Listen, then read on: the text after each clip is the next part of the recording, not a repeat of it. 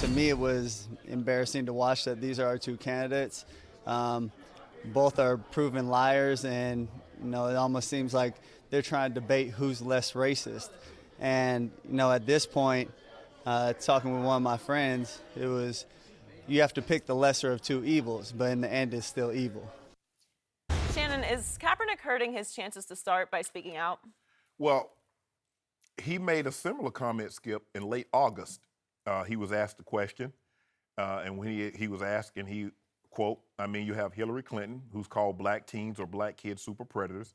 You have Donald Trump, who's openly racist. We have a presidential candidate who deleted email and done things illegally, and is a presidential candidate. That doesn't make sense to me, because if there any other person, you'd be in prison. So what is this country really standing for? So he made that statement in early August. But because we were so focused on the protest, the kneeling, he was sitting for the anthem, that we missed this part. I did not hear it. So now it goes back to, is this hurting his opportunity to start? I'm a firm believer, Skip, that anytime I hear the word distraction, it says more about the team itself than what caused the distraction. Chip Kelly is being disingenuous, I believe, because he says he's not healthy enough to start. But as Eric Mangini said yesterday, he's your number 2 backup and you don't have a number 3. Yep. So if something were to happen to Blaine Gabbert, that guy that's not healthy enough to start would have to play.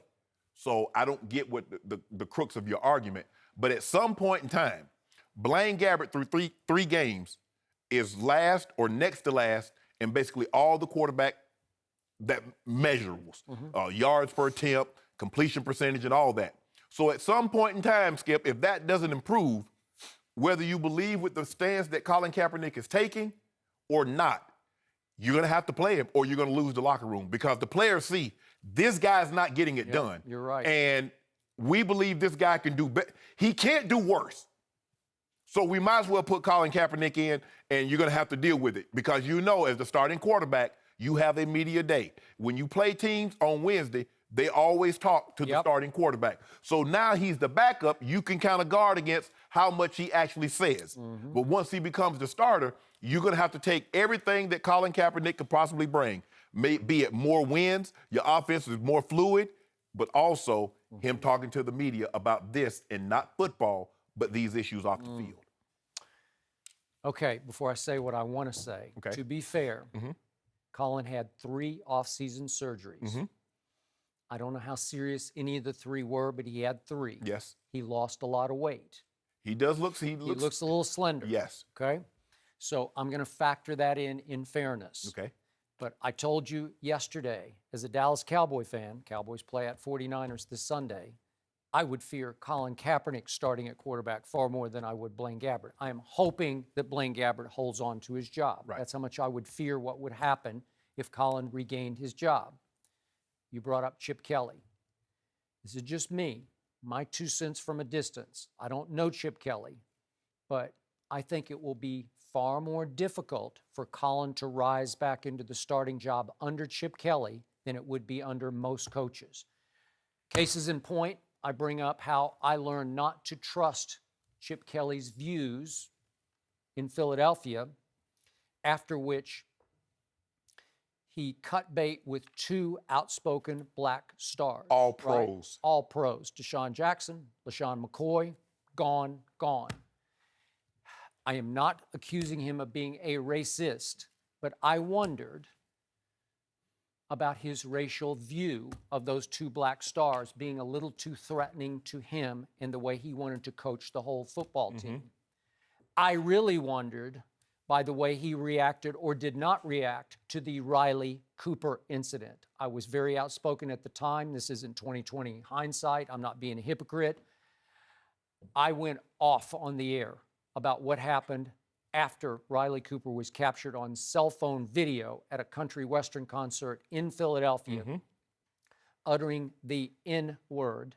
And I'm not talking about the one that ends in A. I'm talking about the most evil word in our language that ends in the hard ER.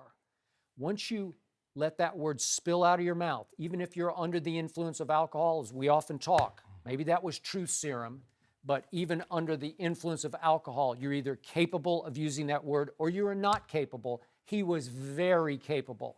He had a skirmish with one of the security people, right, who was black, and that he went off on him, blah, blah, blah, and we all saw it. Said he'll fight all you up All in here.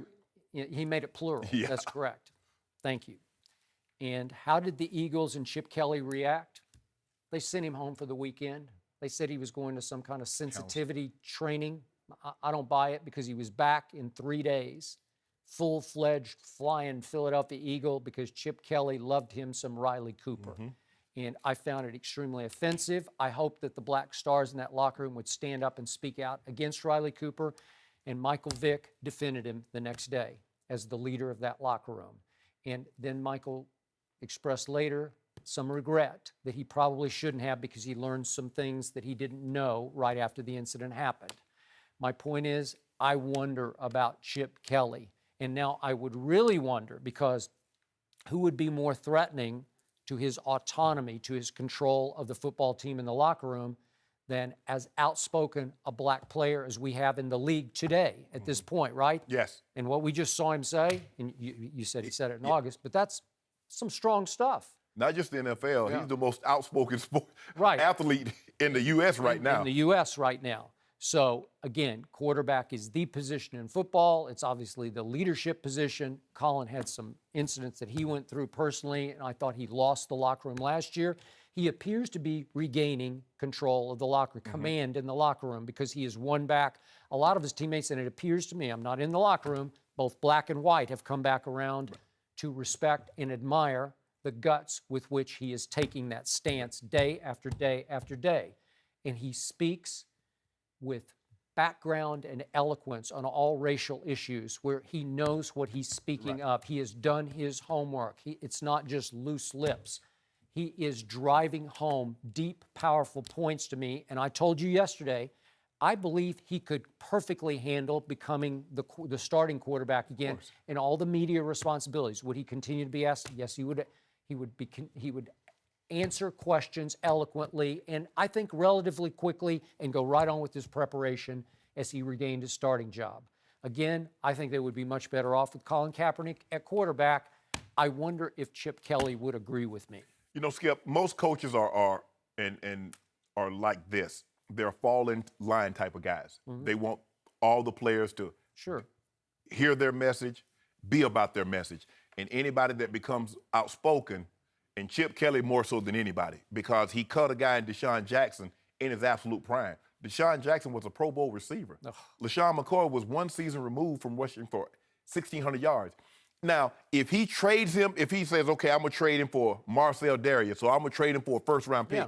You trade a Pro Bowl, all-pro running back for a guy, injury-prone, banged-up linebacker, Kiko Alonso, that you coached at Oregon? That made you cut Deshaun Jackson and got no compensation. You didn't try and shop him. I can assure you, Skip, he could have gotten something. He could have gotten a 4th round or a 5th round pick for Deshaun Jackson. He cut him and got nothing. And I'm looking like, hold on, wait a minute. You're not that talented, Philadelphia Eagles, that you can cut players like this. Who are you? Do you know something I don't know? Now, hey, maybe they said something. Maybe there's a fault. I don't know, Skip. I'm not there. But normally coaches, they try to, if you look at Coach Belichick, they had a center. They tried to move a center that they didn't think was playing very well. They tried to trade him to get compensation. The Broncos tried to trade Mark Sanchez. They did. You mean to tell me you could just go to flat-out cut a Pro Bowl receiver coming off a 1,200-yard season, 8, 9 touchdowns, and get nothing? So I don't really know how he really feels deep down. I mean, he can say, well, he's not healthy enough, we want him to get his weight up. But here's the thing. You have 3 quarterbacks on your roster. Christian Ponder does not even dress. So the guy that's starting, if he gets nicked, and we know you're one play away from being in the game, the guy that you say is not healthy enough or strong enough to start would have to play. So are you going to call the game and say, well, we got to get back up, but he's really not strong or physically fit enough to go play in the game? So that argument it makes no sense to me. Is he used? Skip, I want to give him the benefit of the doubt, Skip. I want to believe that Chip Kelly has learned his lesson, saying you can't be this obvious in how you treat your black players, the really good ones, and then they see a guy. Because basically, you cut Deshaun Jackson for Riley Cooper. Riley Cooper ain't even, is he in the league still, Skip? I don't even know if he's in the league. I don't know. So guys are looking like, hold on, wait a minute, Chip. I understand you're a coach. That's well within your rights. You cut Deshaun Jackson and kept Riley Cooper? He did. On what planet? So I'm going to give him the benefit of the doubt, Skip. I don't know if he's earned the benefit of the doubt, but I'm going to give it to him. I believe he's looking out for Colin Kaepernick's well-being. But with that being said, how much are you looking out for it when he's the backup? And you know that the quarterback is one play away from being in the ball game. But how much longer is he going to be able to do this charade and says it's about his weight, it's about him not being healthy? Yep. How long is it going to go on? Because the guys are looking in the locker room. They see the guys skipping passes and throwing balls out of bounds. They see a guy that's checking the ball down, and we're losing. You know, we won the first game 28-0, but the other games hadn't been that competitive. Yeah, and we know Colin has regressed in his last 2 years of starting. Yes, we get that. Yes, we get that. Yes, but has he regressed to the point that he's worse than Blaine Gabbert? In points of order, I have spoken to Deshaun and LaShawn about their views of Chip Kelly, and they both have openly wondered to me about, did he show his, so to speak, true colors here?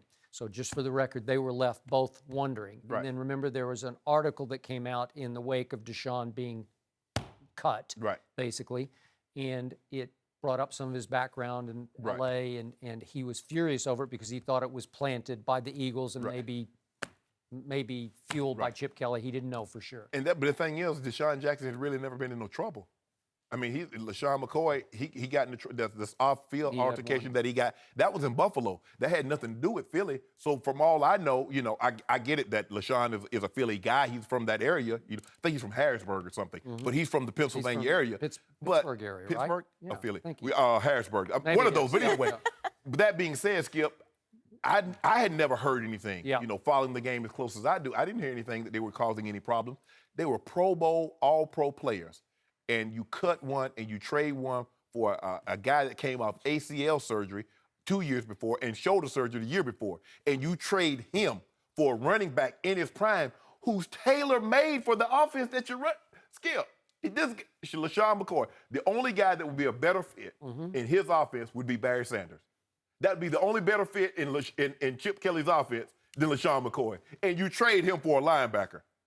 And I thought, silly me, that Colin Kaepernick would be a pretty good fit in Chip's offense, right? Well, I guess we don't know anything about coaches, Skip. But Yep. I guess Here's we my don't know bottom anything about line. talent either. Bottom line on Chip Kelly. Okay. To me, from a distance, he wants to be the star of the show. Right. He wants the football team to revolve around him, his play calling, his offense, and these players are threats to that stardom, that star power of Chip Kelly. Well, you know, LaShawn McCoy is a dominating voice. He is. He is, you know, he marches to his own beat. He You know, does. he Love does what he does. Yep. And that's what, but how long? I say 2 games. 2 more games before Colin Kaepernick starting. How many games you give it? I hope past Sunday. A little bit of a college mentality It that is. he has. No, it Treating is. Players like they're not professionals. That's and wanting correct. to be They're in all control and be the cogs. star. They're cogs in the system. Right, because that's how you look at college football. That's It's correct. Saban. It's the Yeah, Miles. you're right. It's the coaches, not the Well, players. that's what happened with Coach Saban. An 18, And- 19-year-old, absolutely. they're going to listen to you because they're trying to get to the next level. A guy that's at this level, he has a wife in some cases. He pays a mortgage. He Right. pays car notes. He has kids. So he's a grown, he sees himself as a grown man just like you. He is a grown man. Right. So, and you can't talk, and I'm like, hold on, wait a minute. You can't talk to me like that.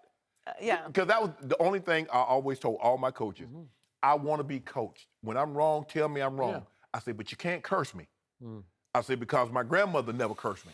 So I want to allow you to do something that she didn't do, and she gave me everything but life. Yeah. I say, but coach me hard. When I'm wrong, get on me. fair. And that's how these guys, they're like, I'm a grown man. Yeah, it's a completely different I dynamic. pay a mortgage. So what happened to Coach Saban in Miami?